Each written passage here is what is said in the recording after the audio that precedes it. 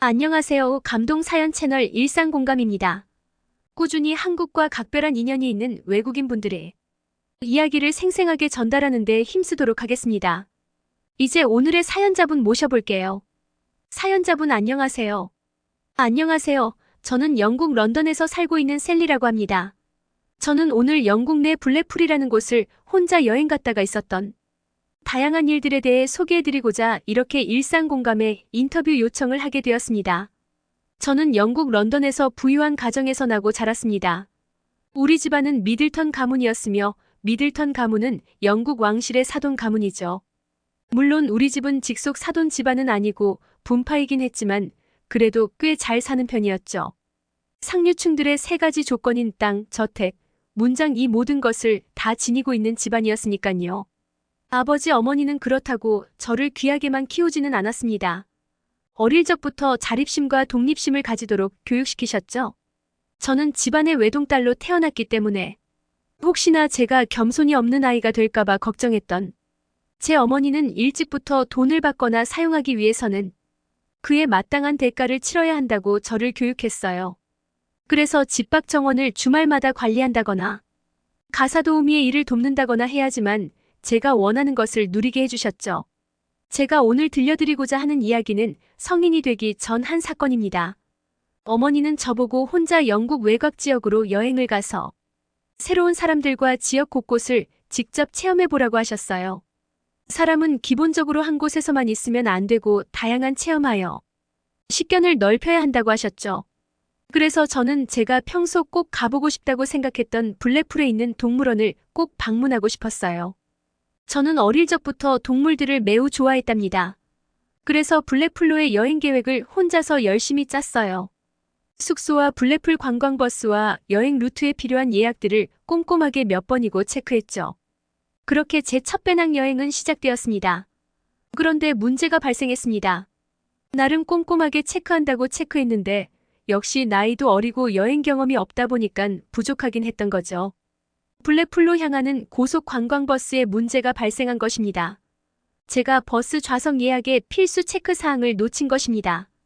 결국 저는 계획된 버스를 타지 못하고 정류장에서 울먹거리며 한참을 서 있었어요. 그런데 정말 다행히도 한 아주머니의 도움으로 잘 해결됐습니다. 울먹거리며 서 있던 저에게 찾아온 사람은 한동양인 아주머니였어요. 그분은 한국인 여행객이셨어요. 아주 유창하게 영어를 잘하시던 분이었죠. 본인이 타는 블랙풀행 고속버스에 자리가 하나 남는다고 자기를 따라오라는 거예요. 아주머니는 버스 기사님에게 자초지종을 설명하더니 저의 손을 잡고 그 버스를 같이 타고 가자고 하더라고요. 얼마나 감동을 받았던지 저는 작게나마 감사함을 전하고자 제가 좋아하는 티렐 과자로 선물을 드렸답니다. 아주머니는 저를 귀여워하면서 잘 먹겠다고 웃으며 말씀하셨죠. 그렇게 우리가 탄 관광버스는 블랙풀로 출발하였습니다. 저는 창밖 풍경을 바라보기도 하고 블랙풀에서의 여행 일정을 다시 한번 체크했습니다. 근데 창밖에 빗물이 뚝뚝 떨어지는 것이 아니겠어요? 일기예보에는 비가 안 온다고 했었는데 마른 하늘이 갑자기 검은 구름을 뒤덮으면서 비가 장대처럼 내리기 시작했어요. 근데 저는 별로 대수롭지 않게 여겼습니다. 영국 날씨는 아시다시피 엄청 변덕스럽거든요. 이 버스 안에 있던 탑승객들은 전부 한국인이었어요.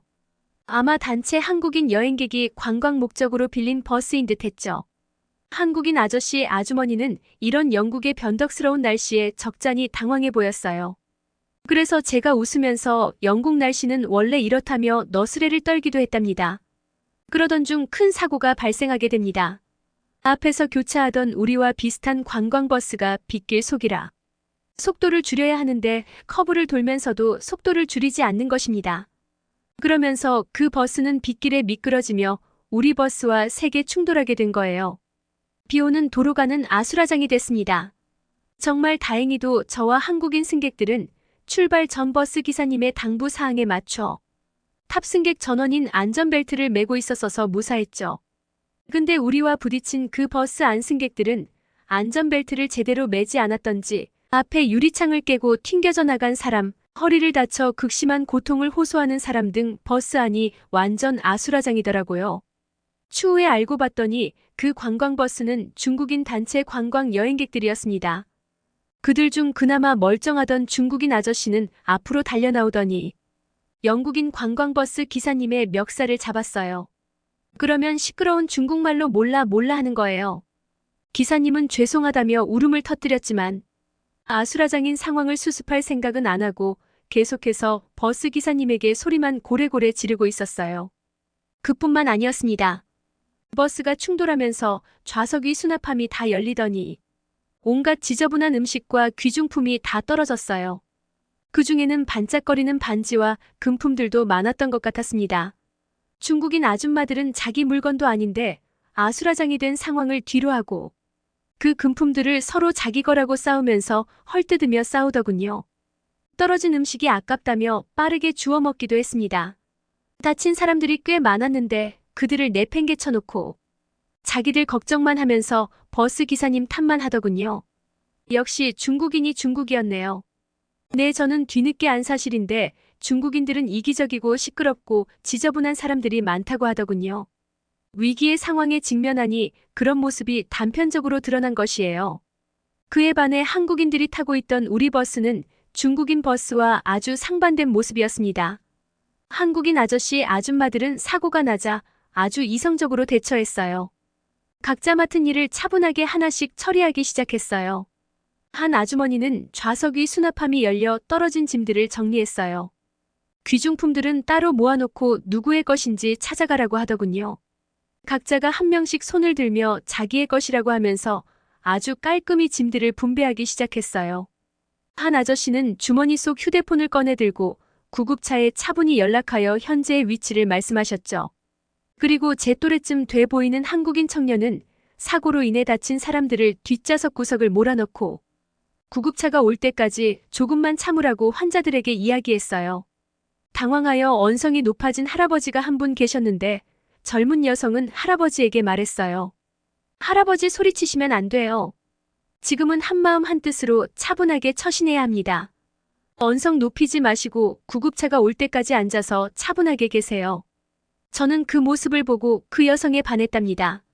그리고 한국인 탑승객들은 사고로 너클 잃은 상태로 있던 영국 버스 기사님을 살뜰히 챙기기 시작했어요. 전부 영어를 진짜 유창하게 하시더군요. 기사님 잘못이 아니니깐 괜찮습니다. 우리가 보험사 알아보고 구급차 불렀으니 정신 바짝 차리셔야 돼요. 어디 다친 데는 없으세요? 한 아주머니의 안부와 조언 덕분에 기사님 또한 정신을 바짝 차리기 시작했습니다. 기사님은 추가로 버스 운영회사에 전화를 걸어 사태 수습을 조속히 진행했죠. 덕분에 우리 버스는 단 30분 만에 모든 수습이 끝나게 됐고 환자들은 구급차에 실려갔고 나머지 분들도 보험사에 연락처를 다 남긴 채 우린 다른 관광버스를 일시에 갈아탔습니다. 그리고 블랙풀로 다시 향했고 도착지에 위치한 병원으로 전부 방문하여 검사를 실시하기에 별 문제 없이 잘 처리된 것이죠. 우리가 버스를 갈아탈 때까지도 중국인 버스 안은 여전히 난리법석이었답니다. 저는 그렇게 계획한 일정을 무리 없이 소화하고 안전하게 런던으로 다시 복귀할 수 있었답니다. 저는 그 사건 이후로 관심 없던 한국이라는 나라와 한국인에 대해 관심이 생기기 시작했습니다. 만약 제가 한국인이 탑승한 버스가 아닌 중국인이 탑승한 버스를 탔다면 저는 과연 어떻게 됐을까요? 상상만 해도 끔찍하네요. 셀리님의 귀한 사연 잘 들었습니다. 한국인은 절체절명의 순간에 기지를 발휘하고는 하죠. 그런 순간일수록 우리는 단단해지는 민족인 것 같습니다. 셀리님의 앞으로의 영국 생활도 항상 응원하도록 하겠습니다. 지금까지 감동 사연 채널 일상공감이었습니다. 감사합니다.